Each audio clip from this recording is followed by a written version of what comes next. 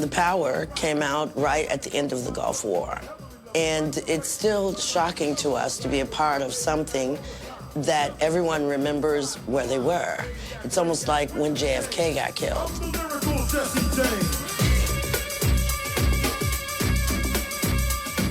Först tillfrågas den amerikanska sångerskan Chaka Khan om att sjunga på Snaps albumdebut. Men när Khan tackar nej går jobbet till hennes körtjej Penny Ford som snabbt kastas in i en ny musikalisk omgivning.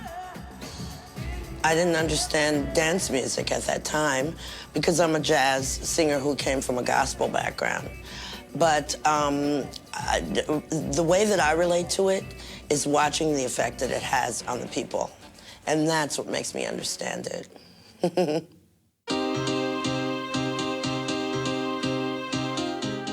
1990 är Eurodance-scenen ännu i sin linda. Men i den tyska finansstaden Frankfurt är flera producenter redo att presentera sina nya dansprojekt för omvärlden. Och när producenterna Luca Ancelotti och Michael Münzing färdigställer Snaps debutalbum World Power så blir de pionjärer inom scenen.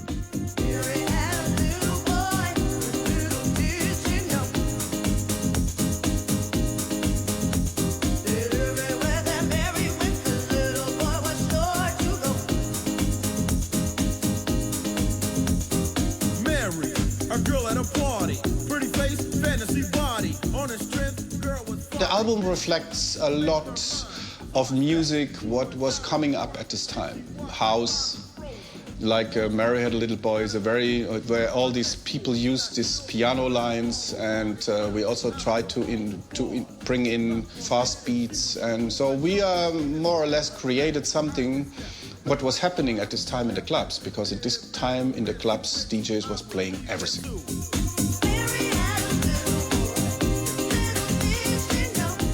So we said, okay, let's give the DJ a record, what he can play. In every category, he has something. And it worked. It was really so that we came into some clubs and there was DJs playing 5 songs from the album over the evening. Snap står till en början relativt ohotade på den nya scenen och 1992 får gruppen sin största hit, Rhythm is a Dancer.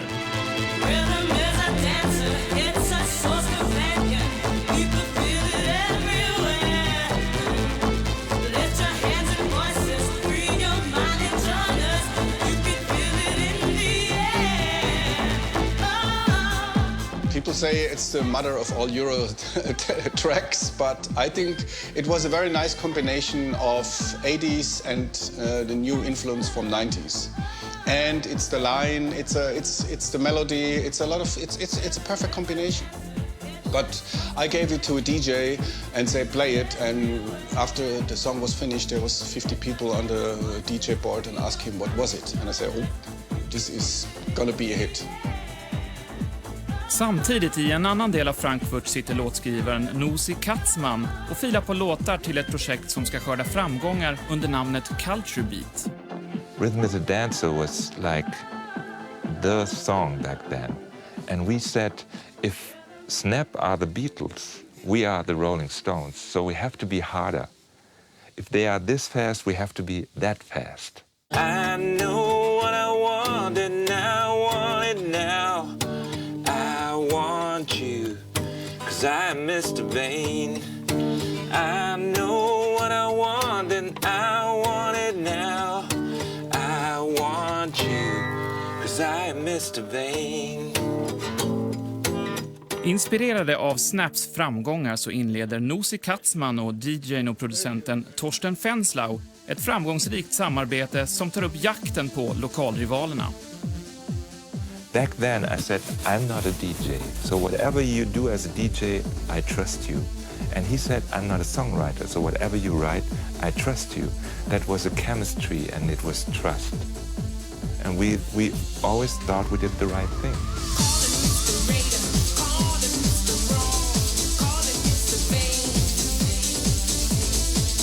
1993 hittar Culture Beat rätt med en av genrens verkliga milstolpar, Mr. Vain.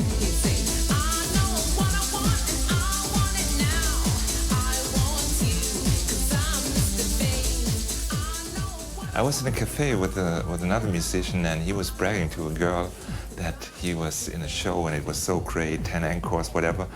And he wanted to go to the bathroom, and he said to the girl, "By the way, this is Nosy, and he's a musician too."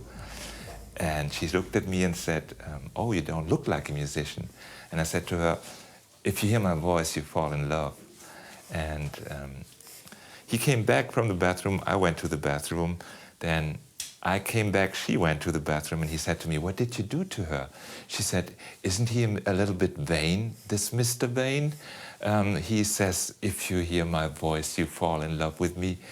And he told me about that, and we said we'd talk on the phone in the evening, and I play a new song to her. And this was Mr. Vain. So you are Mr. Vain. I'm Mr. Vain. I say, I know what I want, and I want it now. I want you, 'cause I'm Mr. Vain. I wrote Mr. Vain on the acoustic guitar, but a friend of mine, Stephen Levi's, he had a bass drum and a groove, and I didn't know what to do with the bass line and the groove, but when I wrote Mr. Vain, I said, that's perfect. The whole it put the whole new, it put it to another level. And so we combined that, my chords, the song, the groove, and that was Mr. Vain. Mr. Vain. Mr. Vain blir en monumental hit, inte bara i Europa utan också i USA. Men lyckan blir kortvarig när gruppens grundare Torsten Fenslau krockar med sin sportbil på Autobahn och omkommer.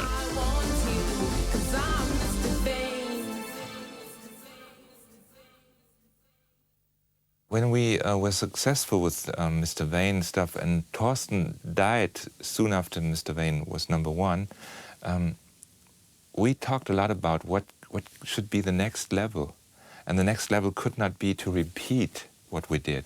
And so we always thought in terms of being more harder, more softer, more acoustic, let's do something totally different. Nu är Eurodance långt ifrån bara en tysk angelägenhet. Scenen exploderar i flera länder samtidigt, inte minst i Sverige, och 1992 får Dr. Alban en av sina största hits med It's My Life, som släpps på Snaps skivetikett Logic Records. Stop telling people how to run their business. Nu ligger också E-Type i startgroparna, men 1993 är det Pandora som är den svenska eurodrottningen.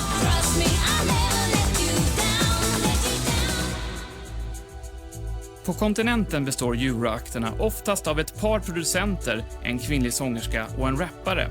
Influenserna kommer från techno och house, men också från syntpop och italodisco. Låtarna fungerar lika bra på dansgolven som på topplistorna, men det tar tid innan genren accepteras i de finare salongerna. I think that the public was really finding their way to a new groove, if you will. I think a lot of people had the same idea at the same time, or liked what somebody asked them, that, wow, that's my thing. So, and you get to know a lot of people when you're in the game. Like, you meet someone at a festival or a gold party or whatever, and he says, I'm the guy from the Rednecks, you want to work with me? And I say, I'm the guy from Culture Beat, you want to work with me? Stuff like that. We're all working hard in a certain type of music, where everybody else was telling us it's not going to work. There's no market for that. Oh, that's not going to happen. And yeah, you just have to be stubborn and do your thing.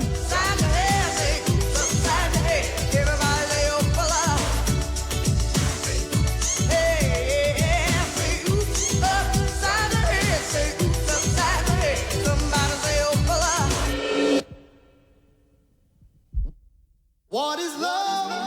Baby, don't hurt me. Hitsen på euroscenen produceras i Sverige, Holland, Italien och inte minst i Tyskland. Men sångerskorna och rapparna som frontar banden, de hämtas påfallande ofta ifrån USA. Many of them were asked to come, or some were in the military, or some were busy doing whatever.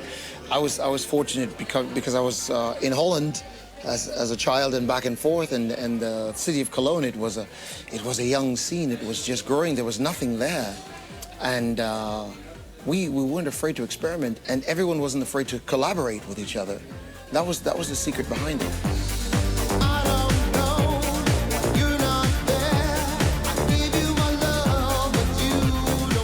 Nestor Alexander Haddaway flyttar 24 år gammal från USA till Köln där han kommer i kontakt med den tyska dansmusikscenen.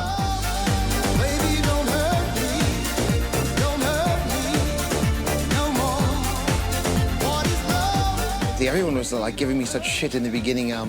That's too many melodies on top of each other. That's too much that. That's too much that. That's too much that. And I said, leave it alone. Let's see what happens. Den första singeln Haddaway ger ut är What is Love.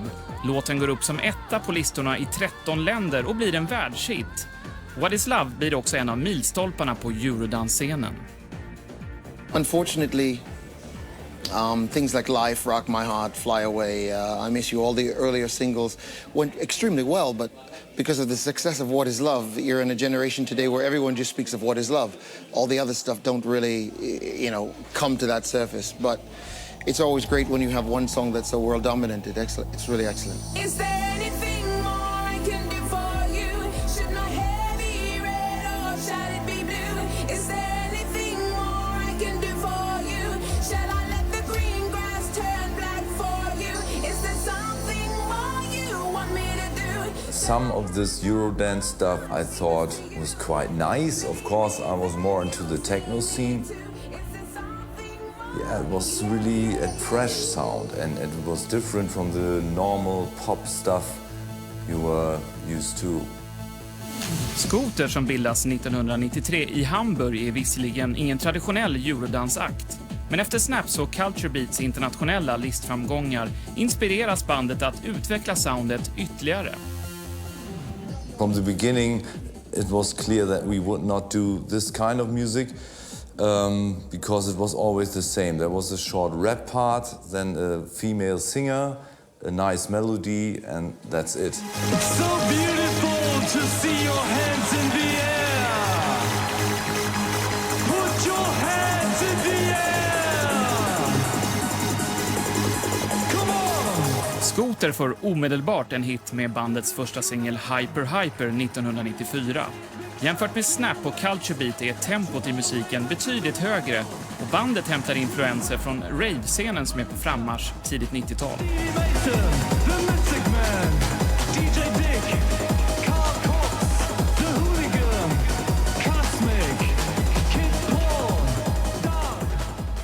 We came up with this MC stuff, which I heard first when I went to a rave in Hanover. And there were DJs playing from England, and every DJ had his own MC for the live performance, shouting to the crowd, pushing them up. And this is what I liked, and said, why not doing this on a record? Ravers unite! Maximum respect to the whole European posse! Make some noise! Med banala texter och effektiva låtar blir konceptet Scooter en framgång både på dansgolven och på topplistorna. Och idag är bandet en av Tysklands stora musikexporter med över 25 miljoner sålda album.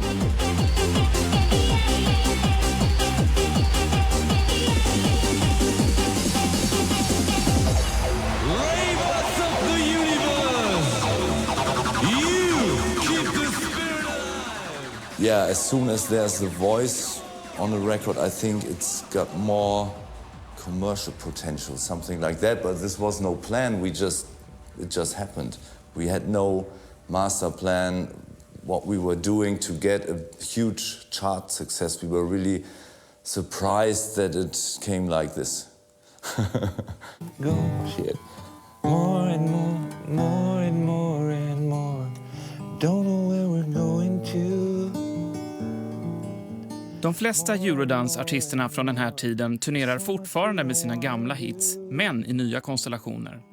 'Cause we lie, we cheat and we run from each and every heart affair. Och låtskrivaren Nosy Katzman, han som var Mr. Vain, har gett ut ett par album med sina danshits i akustiska versioner. More and more and more. You know the song? Captain Hollywood, more and more.